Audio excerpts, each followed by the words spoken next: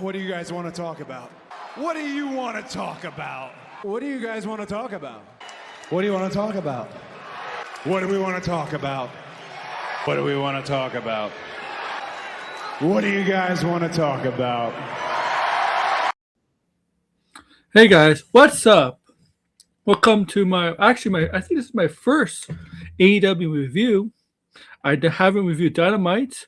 I haven't reviewed the PLE. The PLE is because it ended very late and I'm tired. But this is my first AEW review, and I'll be reviewing Grand Slam Australia. So make sure to like, share, subscribe, comment below. We got we got a shaved head, retained new female wrestler, and yeah. So let's get into the show. AEW Grand Slam Australia. Now this is a taped show. I kind of knew the results beforehand, but I did not mention them at all on social media here at all. If you want to follow my social media down below here, I did not spoil them. So I watched the show. Okay, so the first match was Takasha versus Jon Moxley. Okay, for the belt. All right, Jon Moxley. This was a really solid match, a hard-hitting match, very New Japan style kind of match, right?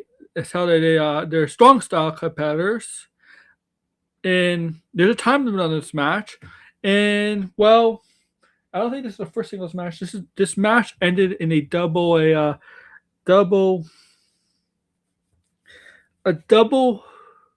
time ran out, so nobody really won.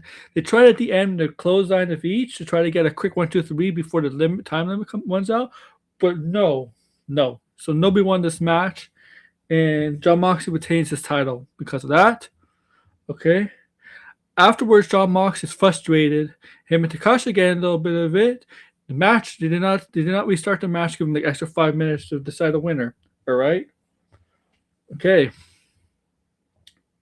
So it was that. So that match ended with a time limit draw. So no winner. Next was the Babes of Wrath versus Megabon. Is that what they called?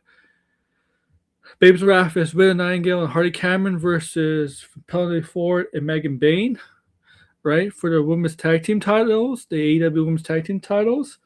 Okay. This match, man, it was the weakest of the matches of the overall card, I would say. They got their stuff, and Penelope Ford, Megan Bayne. Look, Megan Bayne is strong. She's definitely, she's someone you gotta be careful.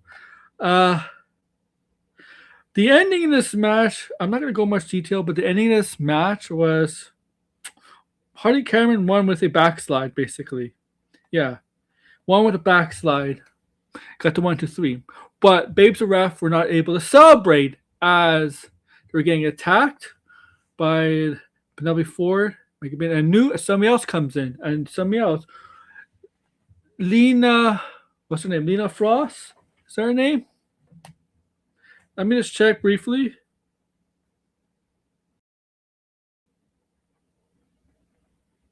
Lena Cross, officially signs to AEW. She comes in. She was in AEW before, but not on an official contract. So she comes in, helps up the Babes of Wrath, helps on the beatdown on the Babes of Wrath with Megabon, and joins Megabon. I think that's a team. Penelope Ford and Megan Bayne. And this woman is big and is tall. She's not average size. She's not short. She's tall. She might be taller than Megan Bayne. Megan Bayne has a little bit more size on her, but this woman is tall. So yeah, that trio, man, becomes that's a trio now. Okay. Next, we have Hangman and Andrade. Adam Hangman Page and Andrade. This match determines who's going to face MJF at Revolution. Well, whoever is the winner of the MJF versus Brody King match at Revolution, right? Whoever wins later that night. We all know who won because it's in my thumbnail. But I have to tell you this. So this match is Hangman Page. I love this match. Spanish Fly, Andrade and Hangman, good chemistry between the two. I love the Andrade in AEW has that romantic, has that playboy kind of character where he goes near the crowd with a beautiful woman, gets him to kiss, like things like that. Adam Hangman Page, kind of played it up a little bit, but he didn't do the playboy thing. He took a selfie with a female in the crowd and says, I have a wife. Because he does, really does. But yeah, this match was solid. So, love the ending. Don Callis tried to get involved, but backfired. Hangman Page ran for the buckshot lariat, but Andrade managed to stop that and catch it. He went try to go for a low blow on Hangman. Hangman caught the leg, and while the ref was not looking, Hangman low blow Andrade. Right, and then he went for the buckshot lariat again. Second time, this time hit 1, 2, 3. So Hangman is getting a title shot at Revolution. Next match was the hair versus hair match. Now, I did not know this. I thought the losers, the female and the male, would lose their hair, but apparently not. Whoever gets pinned loses their hair. Okay, so yeah, whoever gets pinned.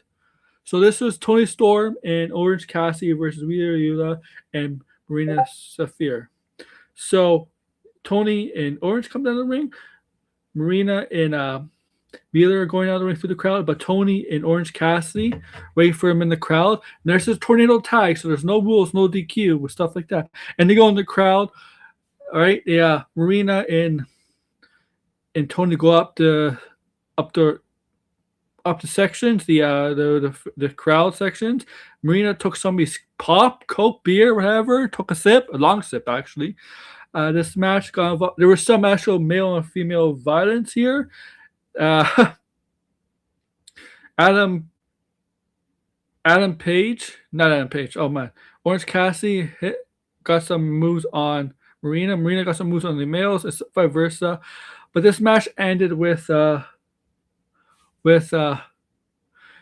Wheeler taking the fall. So him taking the pin, he has to get his head shaved, and he's all angry and frustrated. You see Mira Shirakawa come out down with the with a stool chair, for the like you have at a barber shop or a salon, stuff is similar to that. And Mira's trying to walk away, go through the crowd, but John Moxley's there. You gotta honor the stipulation. Obviously, John Moxley is not happy about it, but you gotta honor the situation. So he does that, gets in the ring. They shave most of his head. He didn't shave all his hair. He still has some of his hair, but most of his hair at the top, his hair at the top is gone, but he still has some of his hair. Okay, so he's bald, but he's not fully hairless. Excluding facial hair. It's not count facial hair, because he still has a facial hair. Okay, but yeah. Okay, next we got the final match between the series between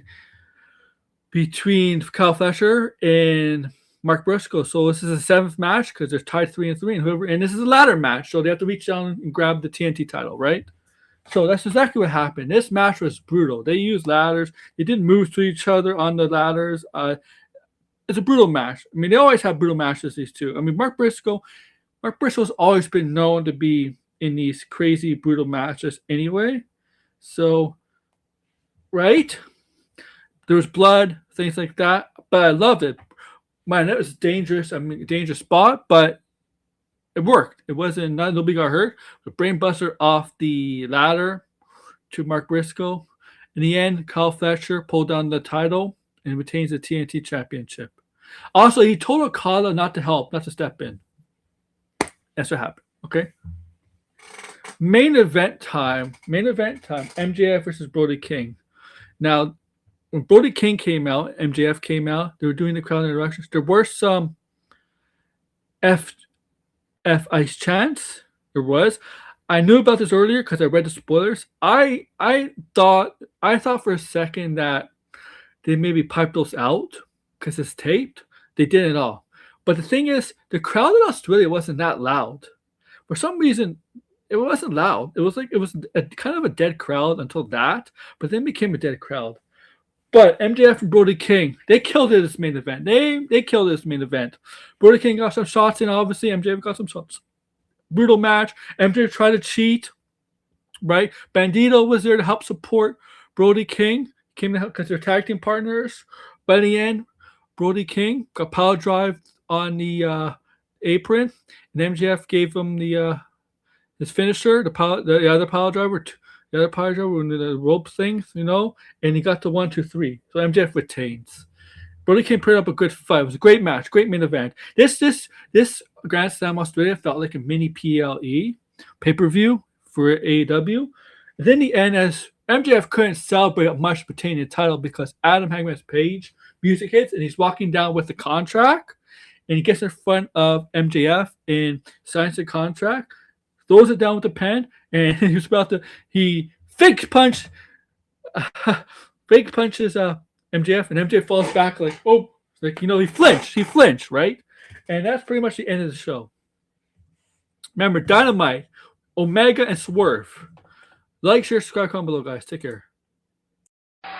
Too sweet. Sweet. Too sweet. Too